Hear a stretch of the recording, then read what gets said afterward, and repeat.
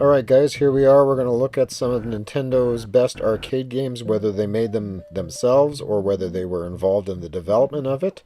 And first off, we're going to start with Donkey Kong, which was obviously their biggest success to begin with. It put them on the map, made Mario a recognizable character, and Donkey Kong.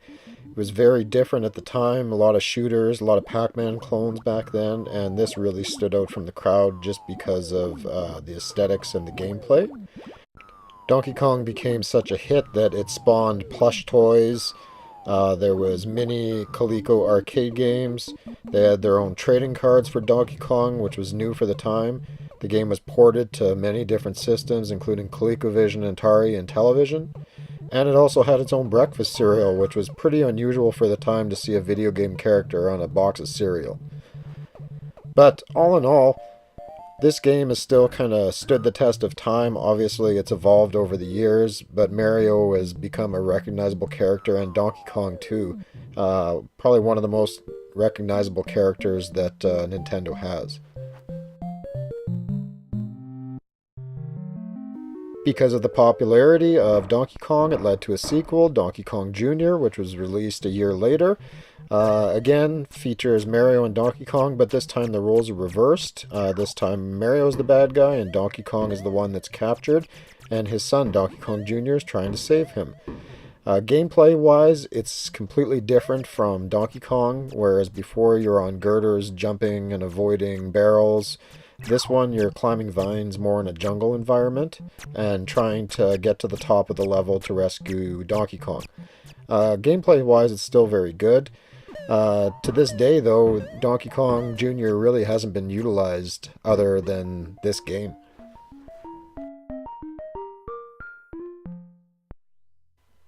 And then finally, there was a third part to this trilogy, which was Donkey Kong 3. This is very different compared to the other two. The gameplay-wise, there's no Mario in this one. This one has Stanley the Bugman, and it still has Donkey Kong. But what you're trying to do is protect your garden from different types of bugs and insects that Donkey Kong is releasing.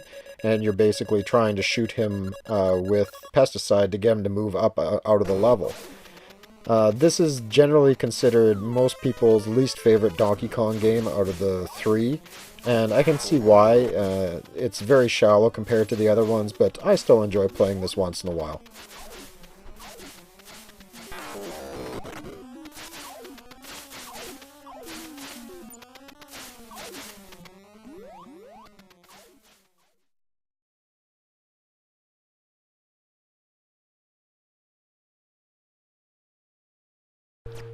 Moving on, we have the beginning of the Mario evolution, and this is Mario Brothers. Featured Mario and Luigi for the first time. This was one of my favorite games as a kid. I remember playing this in the arcade so many times. I was just enthralled with it, just because it was really different from the other video games out there. Jumping underneath and flipping over turtles and crabs, trying to get to them before they got back on their feet, collecting coins, avoiding fireballs. I just love this game. I still remember getting it for the Atari 2600. Obviously, it was nothing like the arcade, but I was still in love with it. The arcade game itself is fun. You can play two-player cooperatively, or you can play two-player and try and kill each other like me and my friends always did. It is a blast to play. The one thing I noticed playing this game that I never noticed before is there's no background music, which is really odd for a Nintendo game. But this one doesn't have any at all, give or take some sound effects. But all in all, I still really enjoy this game. It's still fun to jump in and play every once in a while.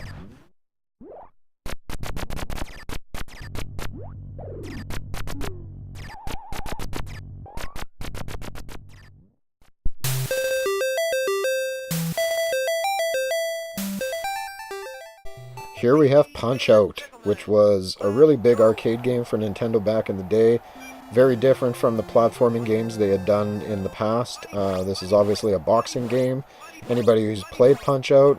Know it's a lot of fun, lots of different unique characters, memorizing patterns.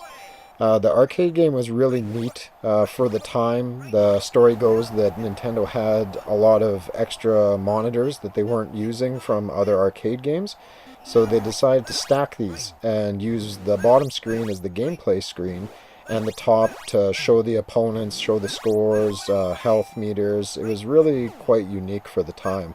There wasn't a lot of games doing it.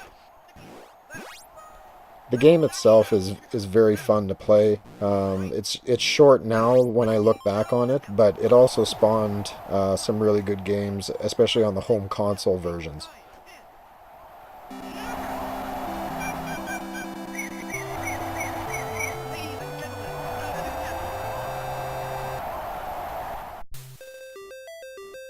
This ended up leading to the sequel, which was Super Punch-Out! It added a few new game mechanics. I remember you could pull up on the joystick to kind of duck down and avoid kicks. And the cast of characters were different than in the first one. The boxing was essentially the same, the setup was the same, but it was just more of a good thing. It was a fun game, just like the first one was, and both of them are really considered classics.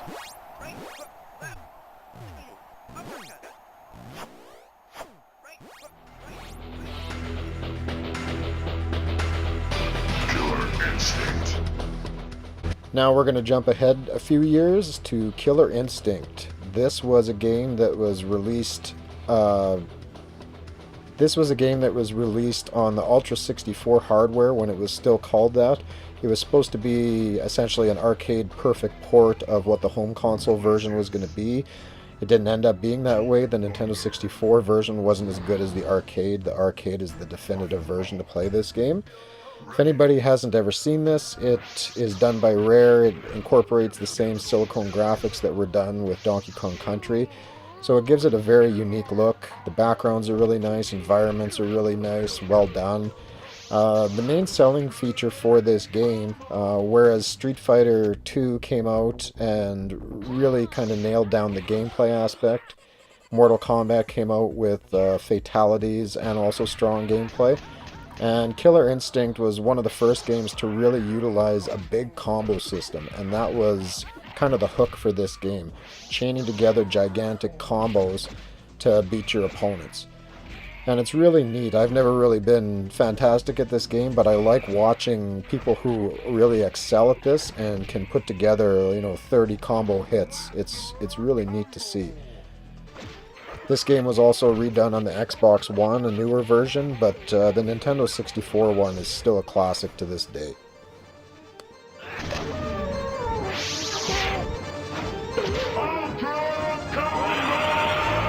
Supreme victory!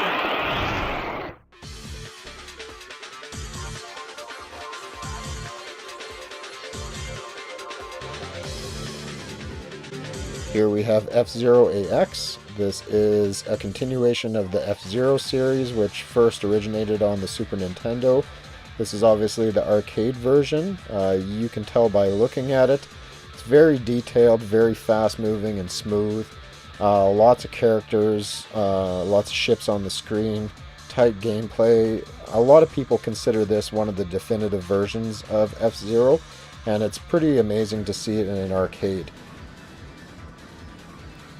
This game draws a lot of comparisons to the GameCube version, but runs at a smooth frame rate. The graphics are a little bit better, but it's really the speed that draws players in, especially if you're an F-Zero aficionado. That's what you're looking for, is the very fast gameplay. And this one didn't disappoint. It's very easy to play. I've played it a few times. I really did quite enjoy it, even though I'm not a huge F-Zero fan.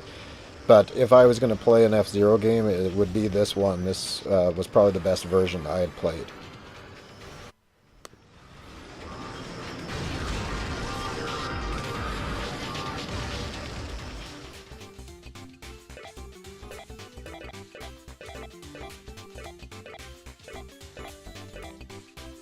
Mario!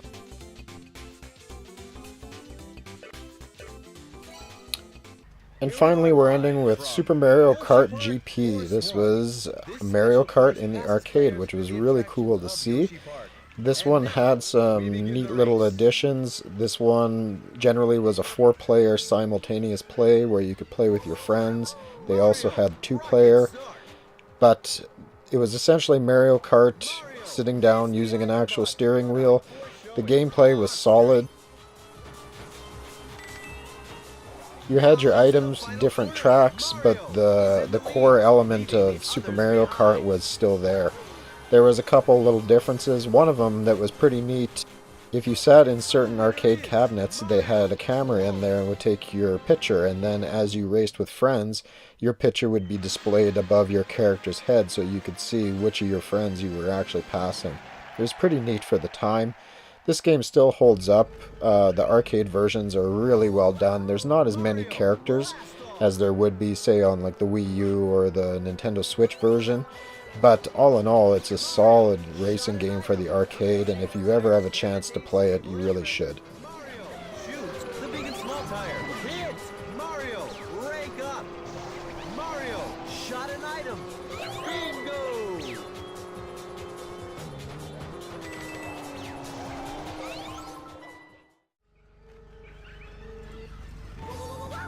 Mario blast off.